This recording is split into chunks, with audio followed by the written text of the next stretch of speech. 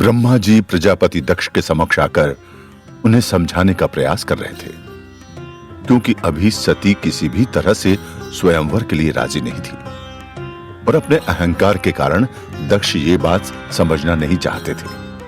इसलिए वो ब्रह्मा जी की बात सुनने के बाद कुछ क्षण के लिए मौन ही रहे और अपने मन में चल रही बातों पर ध्यान देने लगे, जबकि सती अभी भी अपने कक्ष में मौजूद थी। उन्हें ये सब सहते हुए तकलीफ जरूर हो रही थी, फिर भी वो अपनी आखिरी सांस तक शिव का ख्याल अपने मन से नहीं निकालने वाली थी, जबकि उनकी तकलीफ अब सभी देवताओं की तकलीफ भी बन चुकी थी और जिसे सबसे ज्यादा महादेव ही महसूस कर रहे थे। वहीं काफी देर तक दक्ष को मौन देखकर ब्रह्मा जी के सब्र का बांध टूटने लगा और उन्होंने तपकते हुए कहा, क्या हुआ दक्ष? तुम्हारे इस मौन का अर्थ क्या है? तुम किस सोच में खोए हुए हो? ब्रह्मा जी की बात सुनकर दक्ष ने अपना मौन तोड़ते हुए कहा, मैं बस यही सोच रहा हूं पिताजी कि सती का स्वयंवर रुकवाकर किस किस को इससे लाभ मिल सकता है। होश में आओ दक्ष, अहंकार के अंधकार के कारण तुम्हें हर कार्य में लाभ और हानि दिखाई देने लगे हैं, लेकिन ये सब किसी के स्वार्थ के लिए नहीं बल्कि सती की भलाई के लिए किया जा रहा है। वही सती जो तुम्हारी पुत्री भी है, लेकिन तुम्हारी बातों से लगता नहीं है कि तुम्हें इस बात का बोध भी है। ब्रह्मा जी दक्ष को सत्य से अवगत कराने लगे, जिसे सुनकर दक्ष ने कहा, यदि ऐसा है तो मैं फिलहाल के लिए सती के ठीक होने तक उसके स्वयंवर का विचार त्यागता हूं, लेकिन मेरे इस फैसले को मेरी हार ना समझा जाए। एक बार जब सती फिर से स्वस्थ हो जाएगी तो मैं उसका विवाह सबसे उच्च कोटि के वर से करवाऊंगा, लेकिन वो शिव अभी भी मेरा सबसे बड़ा शत्रु है। कहते हुए दक्ष ने ब्रह्मा जी से आज्ञा ली और ब्रह्मा जी भी अदृश्य हो गए। लेकिन ऐसा कैसे हो सकता था कि प्रजापति दक्ष को अपने ही फैसले को वापस लेना पड़ा? शायद उन्हें अपने पिता होने के दायित्व का एहसास हो गया हो, या फिर ब्रह्मा जी की बात को वो टाल ना सके।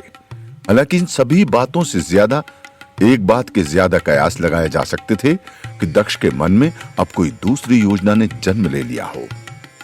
हकीकत में बिल्कुल ऐसा ही था। दरअसल दक्ष सोच रहे थे कि स्वयंवर के लिए सती भले ही अभी राजी ना हो, लेकिन यदि उनका विवाह साधारण तरीके से किया जाए तो सती इसके लिए कभी मना नहीं कर पाएंगी। सती का स्वयंवर टालने के पीछे दक्ष की अब यही मंशा थी। वो सबसे गुणवान व्यक्ति से सती का विवाह करना चाहते थे। इसके लिए उन्होंने अपनी तलाश भी आरंभ कर दी थी और इसकी जानकारी उन्होंने प्रसूति को भी नहीं दी। जबकि सती का स्वयंवर रुकने से प्रसूति के मन में कुछ देर के लिए ही सही लेकिन शांति थी। वो इसके लिए दक्ष को धन्यवाद कहने उनके पास चली गई। राजन, आपने सती का स्वयंवर रोककर सभी पर बहुत बड़ा परोपकार किया है। यदि सती को अपने स्वयंवर की बात पता होती और अभी वो आपका ये रूप देखती तो अवश्य ही उसे आपकी पुत्री होने का गर्व होता। प्रसूति ने मुस्कुराते हुए कहा, जिसका जवाब देने के लिए दक्ष ने पहले अजीब सा मुंह बनाया और फिर वो बोले, सती मेरी भी पुत्री है और मैं इतना भी निर्दयी नहीं हूं जो उसका भला ना सोच सके। मुझे केवल एक शत्रु की तरह सभी के सामने पेश किया जा रहा है। मेरी छवि को गलत तरीके से फैलाने की कोशिश की जा रही है, जबकि मैं अपने दायित्व के कारण मजबूर हूं। हर ऐशो आराम छोड़कर मुझे अपने पिता का दायित्व निभाना ही होगा। दक्ष प्रसूति के सामने खुद को निर्दोष साबित करने की कोशिश करने लगे, जबकि प्रसूति भी मुस्कुराते हुए दक्ष को देखने लगी। फिर प्रसूति ने अपनी चिंता जाहिर करते हुए कहा, राजन, आज सती को अपने कक्ष में ही रहते हुए कई दिन बीत चुके हैं। उसने अन्न जल भी त्याग दिया है, फिर भी उसके मुख पर शिव का ही नाम है। यदि ऐसा ही चलता रहा तो उसकी तबीयत और खराब हो जाएगी। क्या इस तरह सती को कैद करके रखना उचित है? इस तरह तो हम उसे खो देंगे। कुछ करिए स्वामी। लेकिन प्रसूति की बातों का भी दक्ष पर कोई असर नहीं हुआ और वो सख्त लहजे में बोले, उचित अनुचित जैसा अब कुछ नहीं रह गया है। यह मार्ग सती ने खुद चुना है। इसके लिए वो स्वयं जिम्मेदार है, और यदि वो अभी भी शिव का त्याग नहीं करेगी तो उसकी आने वाली जिंदगी और भी कठिनाइयों से भरी हो सकती है। इसलिए उसे हर हाल में शिव का ख्याल त्यागना ही होगा। आज नहीं तो कल उसे मेरे बताए वर से ही विवाह करना होगा। दक्ष की बात सुनकर प्रसूति ने आगे कुछ भी बोलने की हिम्मत नहीं की। इधर कक्ष में बंद रहने के कारण सती की तबीयत खराब होती जा रही थी। उन्होंने अन्न जल त्याग दिया था, लेकिन वो शिव को त्यागने के लिए तैयार नहीं थी। उनका शरीर धीरे धीरे कमजोर होने लगा। कमजोरी के कारण वो सुध खोने लगी। इसी तरह दिन बीतने लगे और सती का स्वास्थ्य और खराब होने लगा। उनकी ये हालत अब किसी से देखी नहीं जा रही थी। पूरे महल में शांति छाई रहने लगी। दक्ष के अलावा बाकी किसी का भी किसी काम में मन नहीं लगने लगा। सभी के मन में वो यही सवाल रहता, अब क्या होगा? जबकि सब कुछ जानते और समझते हुए भी महादेव एक आम मनुष्य की तरह खुद को मजबूर पा रहे थे। दक्ष किसी भी हाल में अब मानने वाले थे नहीं, और सती अपना हठ नहीं त्याग रही थी। इसलिए यह समय महादेव के लिए बहुत भारी रहने लगा।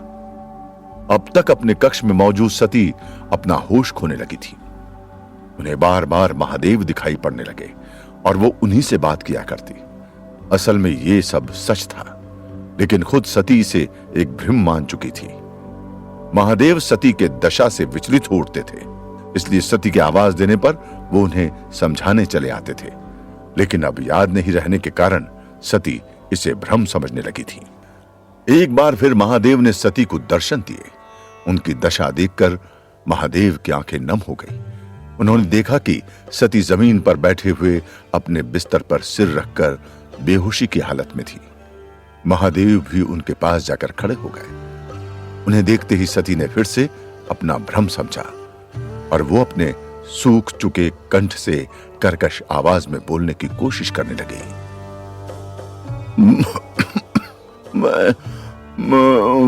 मैं जानती हूं ये आप नहीं है, मुझे बस आपका भ्रम हो रहा है। आप भला क्यों मुझसे मिलने आएंगे? आपको तो सारे संसार की चिंता है, लेकिन मेरी नहीं। आप तो मुझसे प्रेम भी नहीं करते, तो आप भला मुझसे मिलने क्यों आएंगे? उधर पिताजी मेरी बात समझना नहीं चाहते, इधर आप मेरी बात समझने को तैयार नहीं है। फिर मेरे जीवित रहने का कोई महत्व नहीं है, और आप तो मुझे आत्मदाह भी नहीं करने देंगे। इसलिए मैं इसी तरह आपके वियोग में यहीं पड़े पड़े अपने प्राण त्याग दूंगी, लेकिन फिर भी आप मुझ में रहेंगे। सती की यह दशा अत्यंत दयनीय थी। रोते रोते अब उनकी आंखों के आंसू भी सूख चुके थे। उनके चेहरे का तेज, उनकी सुंदरता सब घटने लगी थी, सिवाय उनके हृदय से महादेव का प्रेम छोड़कर। उनकी ये दशा देखकर स्वयं महादेव व्याकुल होने लगे। उनके सीने में टीस उठने लगी और वो मौन रहकर सती को देखने लगे। शायद आज समझाने के लिए महादेव के पास भी शब्द नहीं थे। फिर उन्होंने खुद को संभालते हुए कहा, सती, खुद को संभालो, इस तरह तुम अपना जीवन व्यर्थ कर लोगी। जिन बातों का कोई मोल ही नहीं है, तुम उनके पीछे इस तरह से खुद को क्यों मिटाना चाहती हो? अभी भी वक्त है, अपने पिता की बात मान लो और सुख के साथ अपना जीवन व्यतीत करो। छोड़ दो ये हठ सती, छोड़ दो। कई असफल प्रयासों के बाद भी महादेव सती को समझाने की जद्दोजहद में लगे हुए थे, लेकिन सती अब कुछ भी सुनने और समझने की स्थिति में नहीं थी। उन्हें अब कुछ याद था, तो वो थे महादेव। इधर प्रजापति दक्ष को अभी तक सती के लिए कोई उचित वर नहीं मिला था। सभी ने उनसे हाथ जोड़कर यह कहते हुए मना कर दिया कि सती शिव की है, इसलिए वो उनसे विवाह नहीं कर सकते। सभी से एक ही बात सुनकर दक्ष क्रोधित थे। उन्हें समझ नहीं आ रहा था कि वो अब क्या करें, क्योंकि अब वो किसी भी हाल में हार नहीं मान सकते थे। शिव शिव शिव, तुम मेरी पुत्री के नाम से इस तरह से जुड़े हुए हो जैसे किसी व्यक्ति को पुराना और घातक रोग। किंतु मैं भी प्रजापति दक्ष हूं और सती का पिता, इसलिए मैं अपनी पुत्री के लिए कोई योग्य वर अवश्य ढूंढ लूंगा। दक्ष सब करने को तैयार थे, लेकिन वो किसी भी कीमत पर सती को शिव का नहीं होने दे सकते थे। इसलिए अब उन्होंने सती के लिए वर ढूंढने की जिम्मेदारी खुद को ही दी। वो स्वयं इस कार्य को करने लगे थे। अपनी खोज में निरंतर असफल रहने पर वो हार कर बैठ गए थे। तभी ऋषि भट्ट उनके पास आए और उन्होंने दक्ष से सवाल किया, प्रजापति, आप निराश लग रहे हैं, क्या बात है प्रजापति? ऋषि भट्ट को देख दक्ष ने मायूस होकर कहा, आज मैं बहुत ही विवश महसूस कर रहा हूं ऋषि भट्ट। कोई भी योग्य पुरुष मेरी पुत्री सती से विवाह नहीं करना चाहता है, जिसका कारण वो शिव है। मेरी हर परेशानी और दुखी मन का कारण शिव ही है। परंतु अब मुझे समझ नहीं आ रहा है कि मैं सती के लिए योग्य पुरुष कहां से लाऊं। कहते हुए दक्ष ने अपनी निगाहें नीची कर ली। सती और शिव का नाम भी साथ में लेने पर उन्हें शर्मिंदगी महसूस हो रही थी।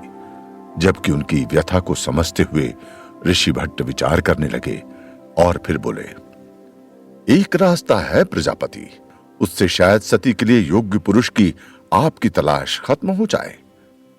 इतना सुनते ही दक्ष के चेहरे पर राहत नजर आने लगी और उतावला होते हुए उन्होंने पूछा, क्या बताइए ऋषिवर? इसके लिए हमें ऋषि शांतनु के पास जाना चाहिए। उनके 3 पुत्रों में उनका सबसे छोटा पुत्र आदर्श अभी भी कुंवारा है और विवाह के लिए योग्य भी है। ऋषि भट्ट ने कहा। ऋषि शांतनु, दक्ष ने नाम दोहराया जैसे वो कुछ याद करने की कोशिश कर रहा हो। तभी ऋषि भट्ट ने कहा, हाँ, ऋषि शांतनु, योगचर्या के दौरान महर्षि महीम के आश्रम में हम साथ ही थे। इसलिए मेरी सलाह में आपको उनके पास जाकर बात करनी चाहिए, क्योंकि वो शायद आपके महल में ना आए। कोई बात नहीं, अपनी पुत्री के लिए मुझे इतना तो करना ही होगा। दक्ष को अपनी चिंता का समाधान मिल चुका था और इसके लिए उन्हें ऋषि शांतनु के पास जाकर बात करने में भी कोई हर्ज नहीं था। बिना समय गवाए दक्ष ऋषि शांतनु से मिलने जा पहुंचे, लेकिन उन्हें अपने निवास पर देखकर ऋषि शांतनु हैरान थे। आइए प्रजापति दक्ष, आज किस कारण आपको मेरे स्थान तक आने का कष्ट उठाना पड़ा? शांतनु ने सवाल किया। मैं व्यर्थ की बातों में समय बर्बाद न करते हुए सीधे यहां आने का कारण बताता हूं ऋषि शांतनु। मैं आपके पुत्र आदर्श के लिए अपनी पुत्री के विवाह का प्रस्ताव लेकर आया हूं। शीघ्रता के कारण दक्ष ने सीधे तरीके से अपनी बात रख दी, जिससे अब सब ऋषि शांतनु के हाथ में था। उन्होंने विचित्र तरीके से दक्ष को देखते हुए कहा, माफ कीजिएगा प्रजापति, लेकिन जहां तक मुझे जानकारी है आपकी एक ही पुत्री कुमारी है, जिसका नाम सती है, और सुनने में आया कि उसका प्रेम प्रसंग शिव के साथ है। ऋषि शांतनु ने सबसे कड़वी बात दक्ष से कह दी थी, जिसके बाद दक्ष के लहू में उबाल आना जाहिर सी बात थी। उन्होंने गुस्से से चिल्लाते हुए कहा, ऋषिवर, ये आप क्या कह रहे हैं? क्या मेरा अपमान करने के लिए इन शब्दों का प्रयोग कर रहे हैं? दक्ष अपने गुस्से से ऋषि शांतनु को भस्म करना चाहते थे, लेकिन वो ऐसा कर ना सके, क्योंकि अभी वो हालात के हाथों मजबूर थे। जबकि उनकी बात सुनकर शांतनु ने कहा, माफ कीजिएगा प्रजापति, किंतु मेरी बातों का अर्थ आपका अपमान करना नहीं था। मैंने तो जो सुना वही कहा है। इससे आगे शांतनु कुछ कहते उससे पहले ही दक्ष बोल पड़े, गलत सुना है आपने जो भी सुना है। मेरे शत्रु और मुझसे बैर रखने वाले अक्सर मेरी प्रतिष्ठा को मैला करने के लिए इस तरह का षड्यंत्र रचते हैं। उग्र स्वभाव में ही दक्ष अपना पक्ष रखने लगे। हो सकता है आपकी बातों में सच्चाई हो, लेकिन मैं, इतना कहकर ऋषि शांतनु शांत हो गए, जिससे दक्ष के मन में अजीब ख्याल आने लगे और उन्होंने बेसब्री दिखाते हुए पूछा, लेकिन मैं क्या ऋषि शांतनु? शांतनु ने गंभीर होते हुए, लेकिन मैं आपकी पुत्री को अपनी पुत्र वधू बनाने के लिए तैयार हूं। इतना कहते ही शांतनु हंसने लगे और उनकी बात सुनकर दक्ष के ऊपर से जैसे कोई बोझ उतर गया। उनके गंभीर चेहरे पर भी मुस्कान आ गई। शांतनु ने आगे कहा, आपकी पुत्री मेरे आदर्श की अर्धांगिनी बने, इससे ज्यादा सौभाग्य की बात और क्या हो सकती है मेरे लिए। इसलिए आपका यह प्रस्ताव मुझे स्वीकार है। अब आप जाइए और विवाह की तैयारी करिए। दक्ष ने खुश होते हुए कहा, अब आप देखिएगा ऋषि शांतनु इस विवाह को संपूर्ण संसार याद रखेगा। सती का विवाह आदर्श के साथ तय करके दक्ष अपने महल वापस आ चुके थे और अब उनकी सबसे बड़ी परेशानी दूर हो गई थी। इससे दक्ष की खुशी का ठिकाना नहीं था। महल आते ही वो सबसे पहले भगवान विष्णु के मंदिर चले गए। प्रभु, मेरे नारायण, मेरे हरि, मैं आपका किस मुंह से धन्यवाद करूं, मुझे समझ नहीं आ रहा। लाख परेशानियों के बाद भी आपने मेरी लाज रखी। अपने भक्त को उस शिव के सामने आपने झुकने नहीं दिया। धन्यवाद नारायण। दक्ष भगवान विष्णु के चरणों में अपना सिर रखे हुए थे। उन्हें सारे जहान की खुशियां मिल गई थीं, क्योंकि उन्हें लग रहा था कि अब वो शिव से जीत सकते हैं, लेकिन महादेव से कैसी जीत और कैसी हार। ऊपर उठते हुए अचानक दक्ष की खुशी अहंकार में बदल गई। अब तुम देखना अघोरी कि किस तरह मैं सती का विवाह करता हूं। आज तक किसी ने ऐसा विवाह नहीं देखा होगा और एक बार सती का विवाह होने पर सभी की कड़वी बातों पर विराम लग जाएगा। आखिर मैं तुमसे जीत ही गया शिव, और तुम एक बार फिर मुझसे हार गए। एक बार फिर प्रजापति दक्ष शिव और सती के मिलने को रोकने के लिए अपनी योजना बना चुके हैं। अब उन्हें सती के लिए वर भी मिल चुका है, जबकि सती तो अभी भी अपनी सुध में नहीं है। फिर किस तरह कराएंगे दक्ष सती का विवाह।